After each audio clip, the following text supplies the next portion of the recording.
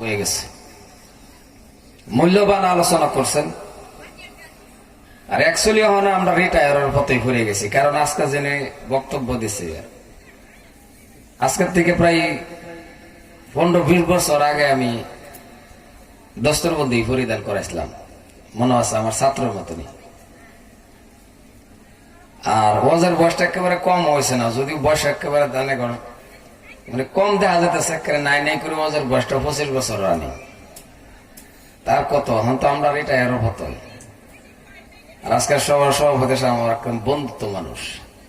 যাই হোক, এলাকাবাসী মানুষ, যদিও 1 ঘন্টার সময় অথবা 40 মিনিট সময় আমার দিবেন কি এটা দিত না বোধ হয়। আর তরুণ না তো না মোহে কো দেবেন সবে মাশাল্লাহ। যদি 1 ঘন্টার সময় দিন, সারা রাত করি না,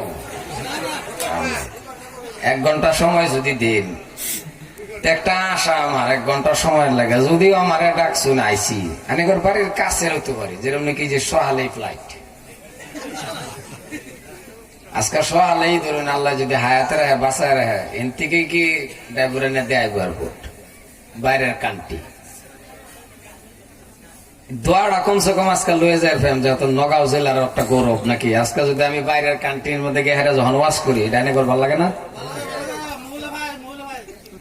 ফাঁসের মানুষের মধ্যে খুব একটা খারাপ হয় আমার কতক্ষণ ভালো লাগে না। আজকে ওয়াজ করে যায়, কাল লাগে হেরা যে ওয়াজ আছে ফ্লাইটে গিয়ে হেরা যদি আল্লাহ সহি সালামত পৌঁছাতে বক্তব্য দেয়, হেরা মনে হইব নগর জেলার কথা, কারণ একই জেলার মানুষ। যদিও 1 ঘন্টার সময় দিই, 1 ঘন্টার সময় লাগে, কিন্তু আমার উস্তাদ হিসাবে মানুষ লাগবো, আমি সাহেব হিসাবে মানুষ লাগবো। কি কোন